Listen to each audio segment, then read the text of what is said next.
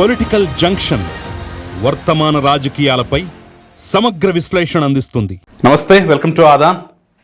నమస్తే మసూదన్ రెడ్డి గారు. నమస్తే మసూదన్ రెడ్డి గారు, ఈరోజు మన డిస్కషన్లో చాలా ముఖ్యమైనటువంటి అంశం, అంతర్జాతీయంగా దేశం మీద పడుతున్నటువంటి ప్రభావం, ముఖ్యంగా అమెరికా తీసుకున్నటువంటి నిర్ణయాలు, వాటి ఫలితం. ఇందులో మనం ముఖ్యంగా మాట్లాడుకోవాల్సింది అక్కడి నుంచి భారతీయుల్ని రకరకాల కారణాలు చెప్పి, ముఖ్యంగా విద్యార్థులు అయితే అవ్వచ్చు, లేదంటే విద్య పూర్తయిపోయిన తర్వాత ఉద్యోగాలు చేసుకుంటున్న వాళ్ళు అయితే అవ్వచ్చు, ఇంక ఏదైతేనేంటి రకరకాలుగా క్రైటీరియాస్ పెట్టుకొని ఎంతమందిని ఏ రోజు పంపించాం, ఎంతమందిని ఏ రోజు గెంటేసాం అనేటటువంటి లెక్కల్లోనే అమెరికా ఉంది. సో అది మన దేశం మీద, ముఖ్యంగా మన రాష్ట్రం మీద ఏ రకంగా ఎఫెక్ట్ పడే అవకాశం ఉంది అనేది మనం మాట్లాడిపోయారు. గతంలో అక్రమ వలసదారుల గురించి మనం కూడా చాలా అద్భుతంగా మాట్లాడడం, విశ్లేషణ చేశాం కూడా. అక్రమంగా వస్తే పంపించడం తప్పేంటి అనేటువంటి మాటకు కూడా మనం ఆ రోజు సమర్థించే మద్దతు ఇచ్చాం. ఈరోజు ఇది ఒక ఉద్యమంలాగా నడుస్తున్నటువంటి తీరు పట్ల ఖచ్చితంగా మనం మాట్లాడాలి. ఇక నెంబర్ 2, ఈ సుంకాల యుద్ధం అనేది కూడా ఇప్పుడు భారత్ మీద ఎలాంటి ప్రభావం, చైనా ఎంతంటే అమెరికా ఎంత, అమెరికా ఎంతంటే చైనా అంత అన్నట్టుగా వాళ్ళిద్దరి మధ్య నువ్వెంత వేస్తే నేను అంత అనేటటువంటి తీరులో నడుస్తున్నటువంటి వ్యవహారం మన మీద ఏ రకంగా ఎఫెక్ట్ చూపించేటువంటి అవకాశం కనిపిస్తుంది. అసలు అంతర్జాతీయంగా అమెరికా పరిణామాలు భారత్ మీద ఎలా కనపడబోతున్నాయి అనేది కూడా ఒకసారి విశ్లేషించే ప్రయత్నం చేద్దాం. సో మీ అభిప్రాయం ఏంటంటే? ఇప్పుడు ఒక్కటి ఆలోచన చేసుకోండి, ట్రేడ్ సిస్టమ్ అనేది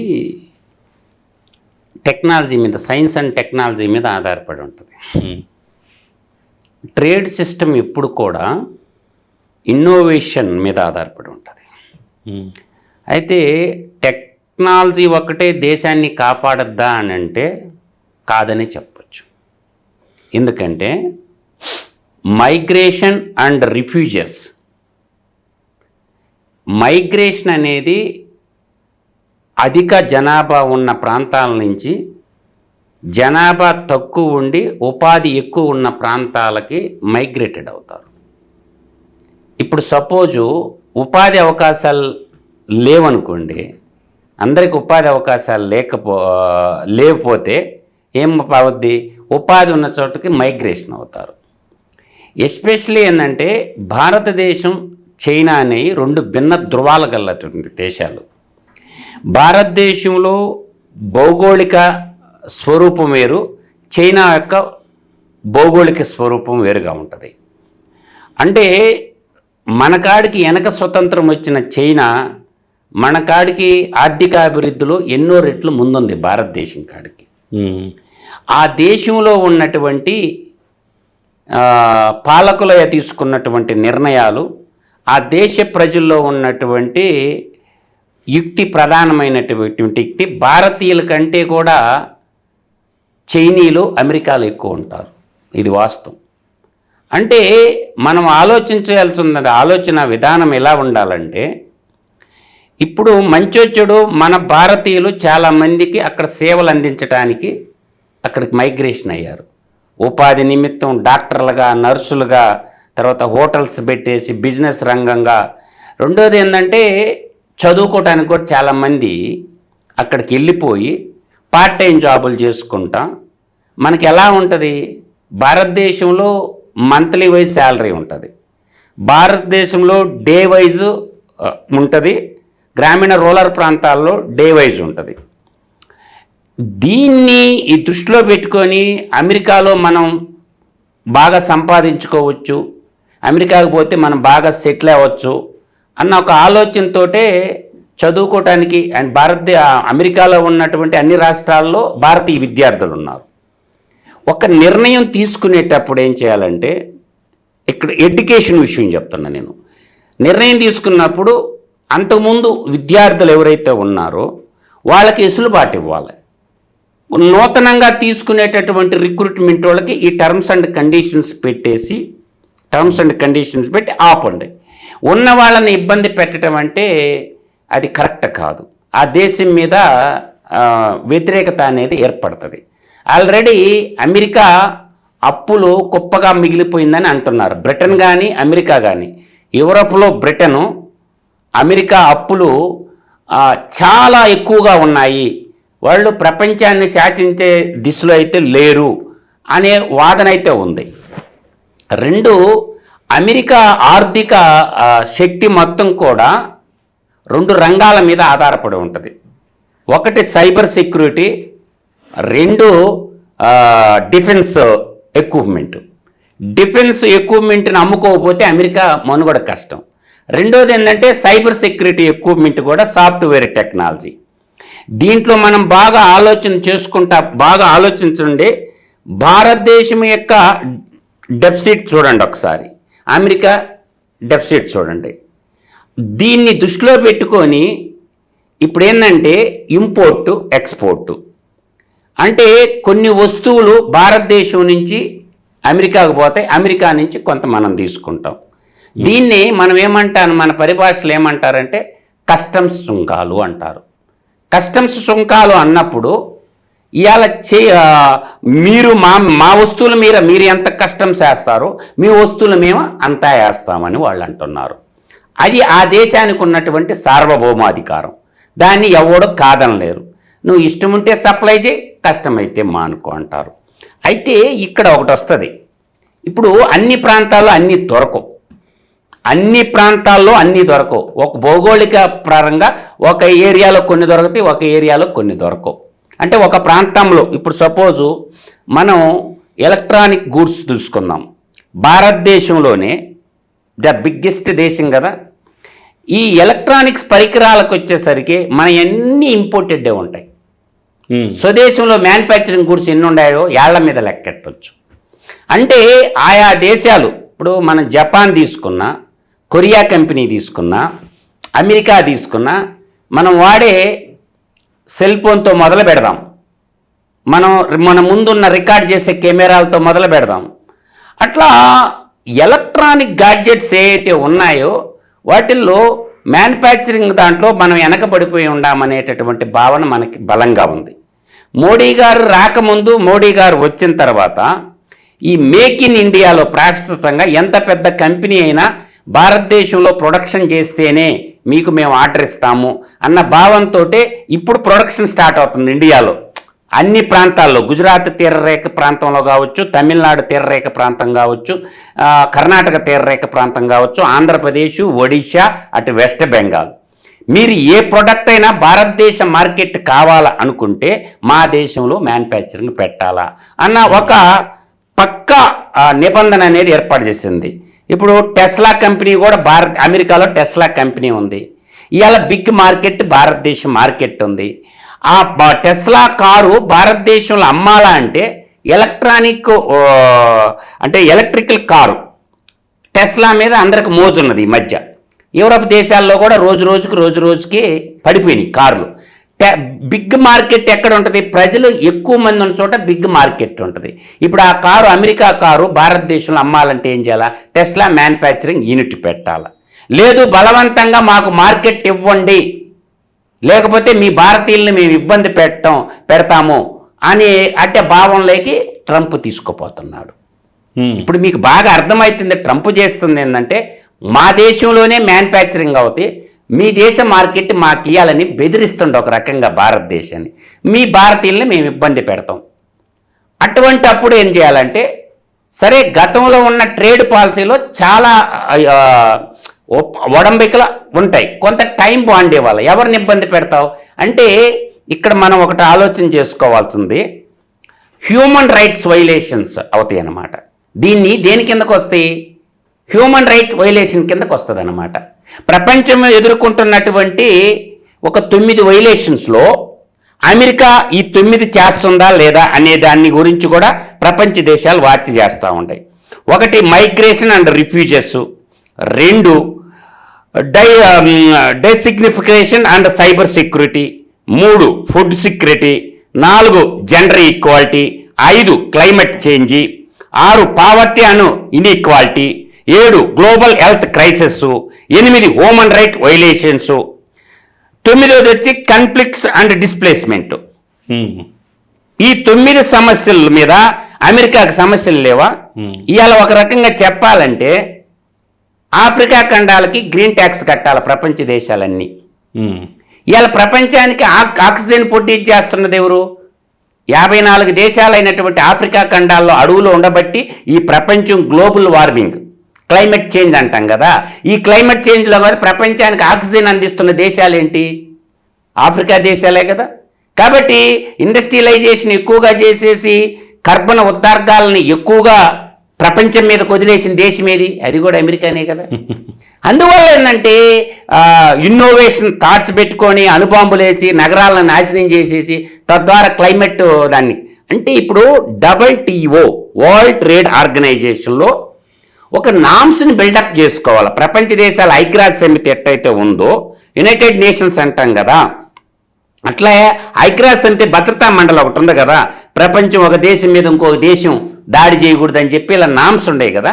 అలాగే WTO వరల్డ్ ట్రేడ్ ఆర్గనైజేషన్, అలాగే ఇంటర్నేషనల్ హ్యూమన్ రైట్ కమిషన్ కూడా రంగంలోకి దిగి సరే నీ బాధ ఏంట్రా బాబు చెప్పు అని అడగాలి అమెరికా వాడిని.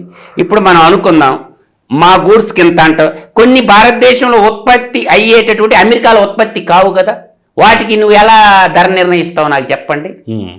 ఇప్పుడు అంటే సమానమైన ధర అన్నప్పుడు ఏ రకంగా ఉండాలంటారు? నేనండి ఐటమ్స్ ఉంటాయి, ఒకటి గుర్తుపెట్టుకో కిషోర్ గారు, ద వాల్యూ ఆఫ్ ట్రేడ్ అంటా నేను.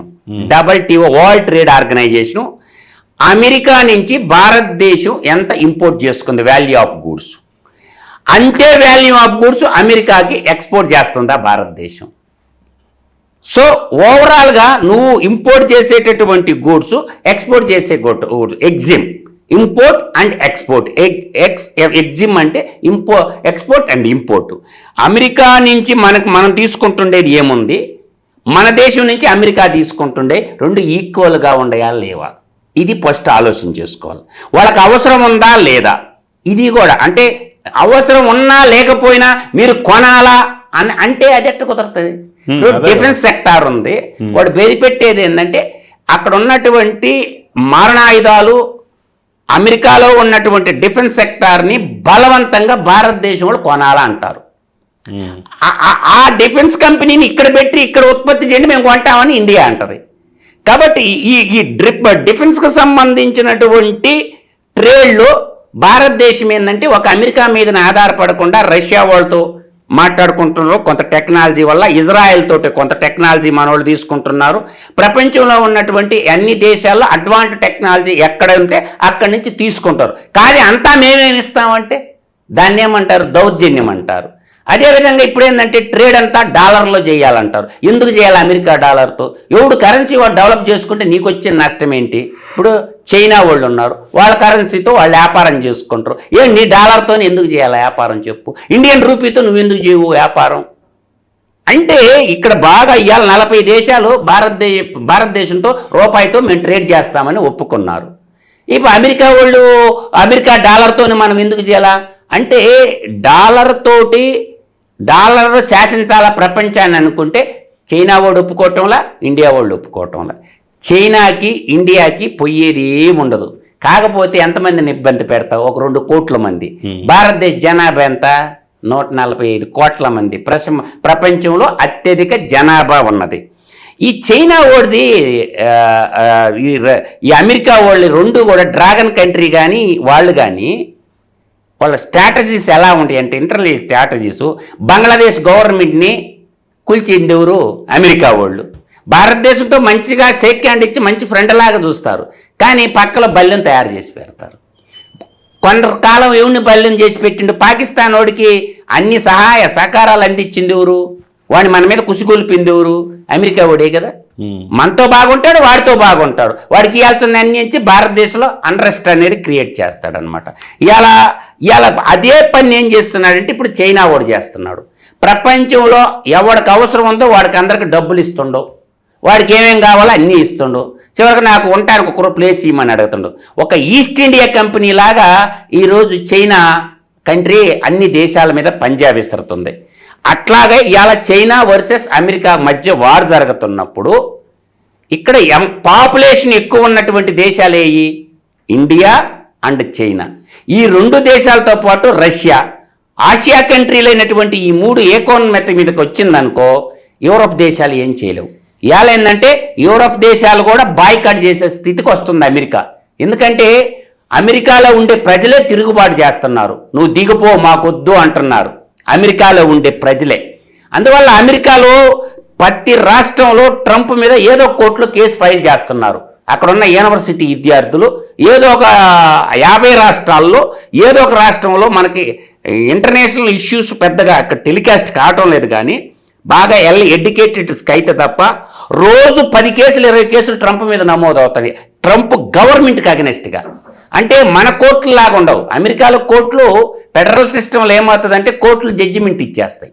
ఇక్కడ ఏంటంటే మన భారతదేశంలో అయితే మనిషి చచ్చిపోయిన దాకా వాడు శవం గాలిపోయిన దాకా జడ్జిమెంట్లు రావు, కానీ ట్రంప్కి అగెనెస్ట్గా అమెరికాలో ఏమవుతుంది కేసులు నమోదు అవుతుంది. గవర్నమెంట్ తీసుకున్నటువంటి డిసిషన్స్ ఇప్పటికే నాకు తెలిసి 10 రాష్ట్రాల్లో అయితే మేము నీ పాలసీని ఇంప్లిమెంటేషన్ చేయమని చెప్తున్నాయి. అందువల్ల ఏంటంటే ఆలోచన విధానంలో ఒకటి గుర్తుపెట్టుకోవాలా, ఈ దేశానికి అమెరికాకి ఎంత దూరం, అమెరికా భారతదేశానికి అంతే దూరం. భారతదేశంలో ఇన్ని కోట్ల మంది బతుకుతున్నప్పుడు అమెరికా ఓడు మనం ఆర్డర్ ఇవ్వకపోతే చచ్చిపోతాం అనుకోవటం, అమెరికా మనకి సహాయ సహకారాలు ఇవ్వకపోతే మనం బతకలేమనుకోవటం భ్రమ. 20వ శతాబ్దంలో భారతదేశం కాదు ఇది, 21వ శతాబ్దంలోటి భారతదేశం. అన్ని రంగాలు ఇప్పుడు నూతన మార్కెట్ని ఇక్కడున్నటువంటి మినిస్టర్స్ నూతన మార్కెట్ని క్రియేట్ చేసుకోవాలి, నూతన మార్కెట్ని పట్టుకోవాలి. దాన్ని ఇప్పుడు ఆఫ్రికా దేశాలు 54 దేశాలు ఉన్నాయి, వాళ్ళకి ఏం అవసరమో మనం సప్లై చేసుకోవచ్చు. ఇవాళ మనకు అధిక ఉత్పత్తి ఉంది, ఇప్పుడు సర్ప్లస్ విద్యుత్తులో సర్ప్లస్ ఉంది భారతదేశం. ఇంకా ఉత్పత్తి చేసి మన నైబర్ దేశాలకి విద్యుత్తు కూడా అమ్ముకోవచ్చు. అదేవిధంగా రిఫైనరీ సెక్టార్ ఉంది.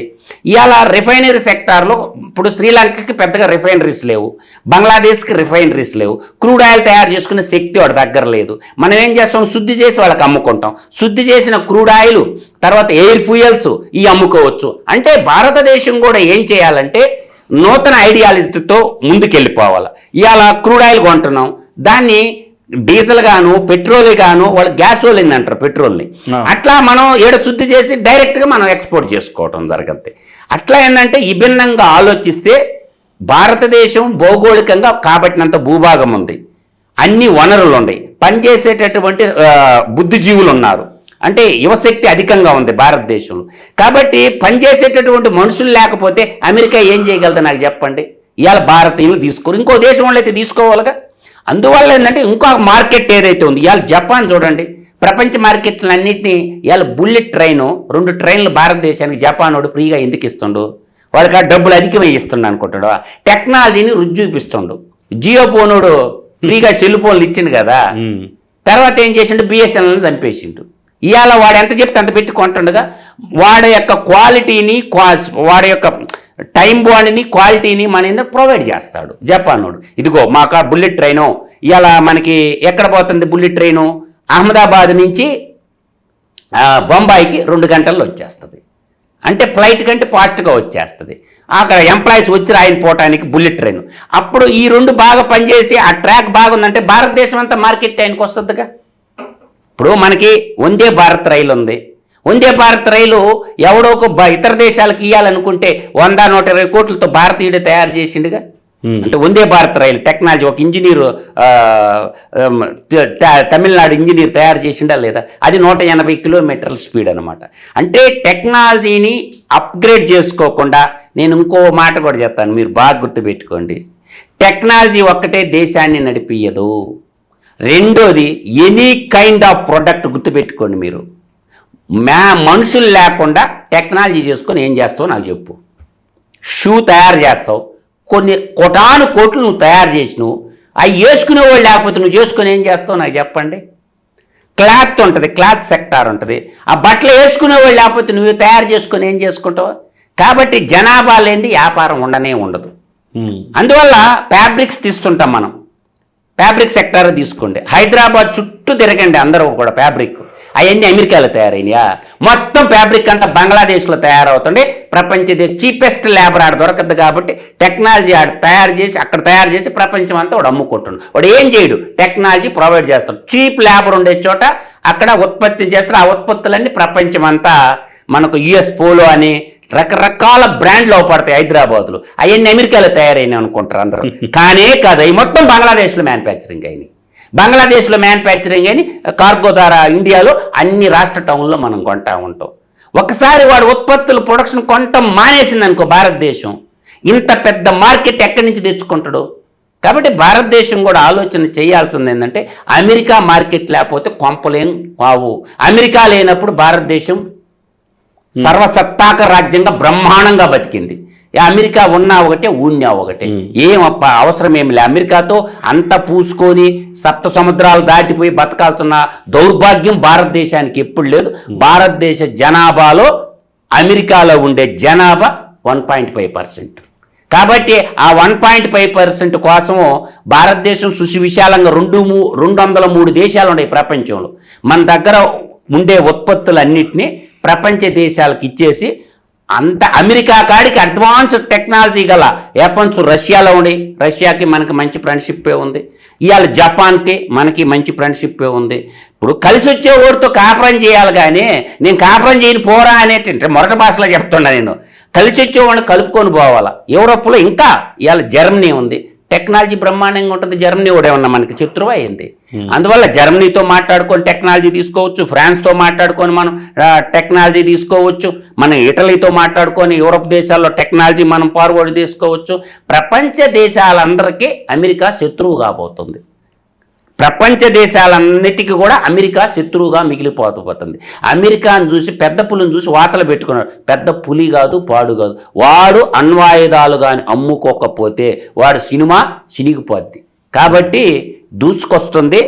కాబట్టి చైనా, భారతదేశం, రష్యా, నేను ఎప్పుడు అదే చెప్తా, ఈ ఆసియా ఖండ దేశాలు చిన్న చిన్నవి ఉంటాయి, అవి ఒలుచుకొని ఈ 3 దేశాలు కానీ ఒక తాటి మీద కానీ వచ్చిందంటే ప్రపంచంలో ఒక శక్తిగా ఏర్పడుతుంది. ప్రపంచం అంతా ఈ 3 దేశాల కింద మోకరెళ్తుంది. సో ఇప్పుడు అమెరికా చేస్తున్నటువంటి కార్యక్రమాల్లో ముఖ్యంగా అక్కడ భారతీయులను టార్గెట్ చేసినట్టుగా వాళ్ళని రకరకాల స్టేజ్లో రకరకాల పద్ధతుల్లో పంపిస్తున్నారు. మొదటి దశలోనో మనం వీళ్ళ అక్రమ వలసదారులు అని చెప్పేసి సంఖ్యలేసి యుద్ధ విమానాల్లో పంపించిన తీరు మనం చూసాం. సరే, అది ఆగిపోయింది అనుకుంటే ఇక ఏదో రకంగా అయితే అక్కడి నుంచి వలస వెళ్ళిన వాళ్ళని పంపించేటువంటి కార్యక్రమాలు అయితే జరుగుతున్నాం. ఈ నేపథ్యంలోనే ఇప్పుడు భారత్ చూపు అమెరికా కాకుండా సేమ్ చదువుకోవటానికి కానివ్వండి, ఉపాధి అవకాశాలకు కానివ్వండి, ఆ స్థాయిలో మన అవసరాలు తీర్చగలిగేటువంటి దేశాలు ఎటువైపు వెళ్ళొచ్చు అంటారు? జపాన్ ఓషన్ ఆఫ్ ఆపర్చునిటీ ఉంది. జపాన్ అగ్రికల్చర్ సెక్టర్లో చాలా మంచి ఆపర్చునిటీ ఉంది. జపాన్లో కొరియా దేశాల్లో కూడా మంచి ఆపర్చునిటీ ఉంది. పాపులేషన్ తక్కువ ఉన్నటువంటి దేశాలని మనం సెలెక్ట్ చేసుకొని మ్యూచువల్ అగ్రిమెంట్ చేసుకోవాలి. ఆస్ట్రేలియా ఉంది. ఎంత ల్యాండ్ ఉంది ఆస్ట్రేలియాలో?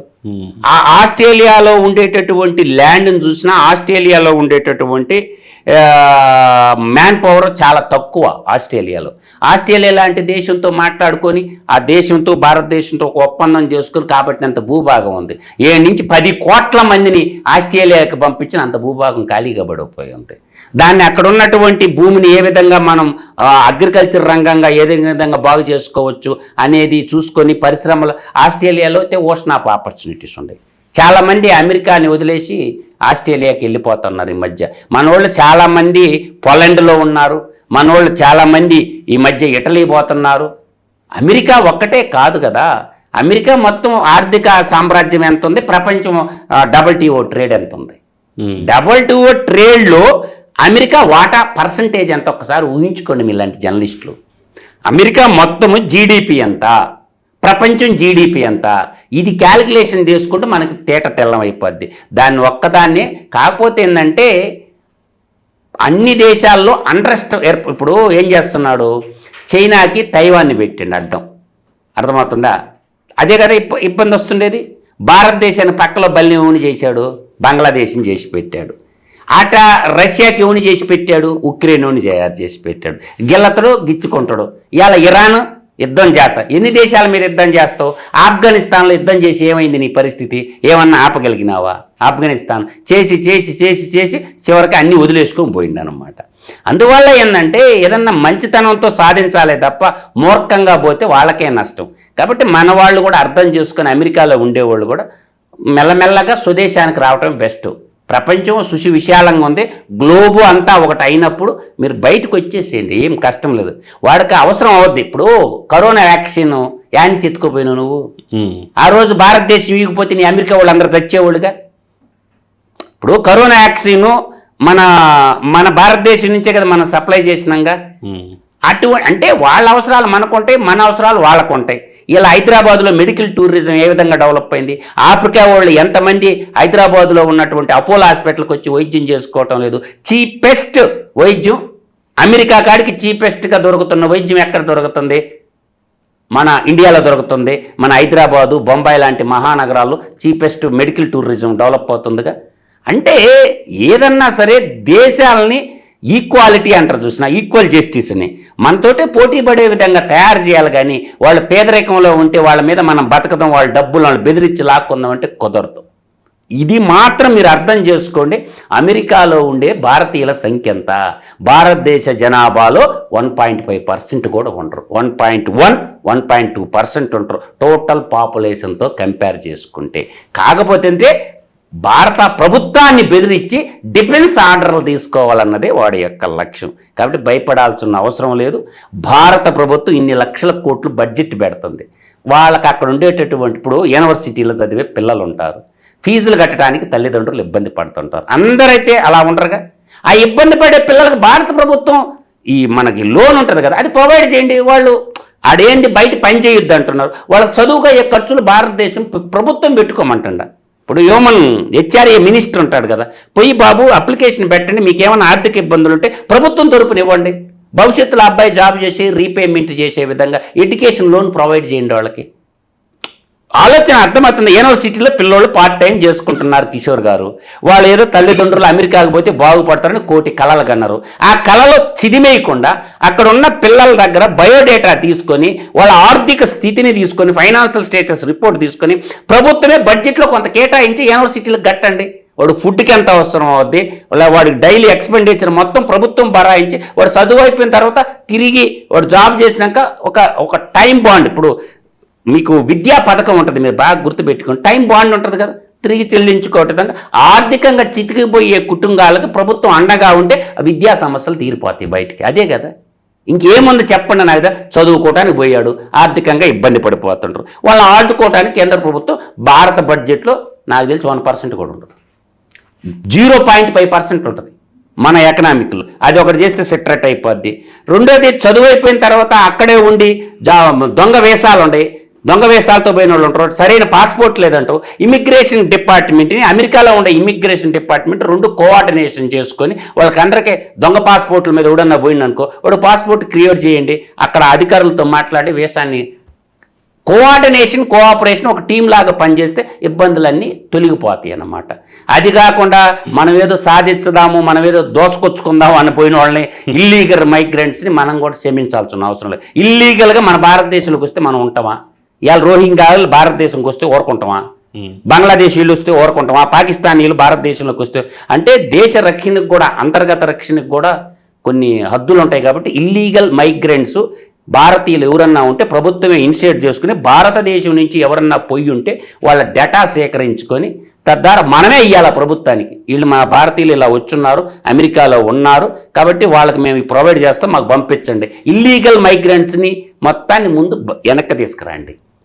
ఒరిజినల్ వాళ్ళకి అక్కడ ఉపాధి కల్పించే మార్గాలు ఉండాలి, లేకపోతే ఇండియాకి తీసుకొచ్చి దాంట్లో పడేయండి, ఉంటారు.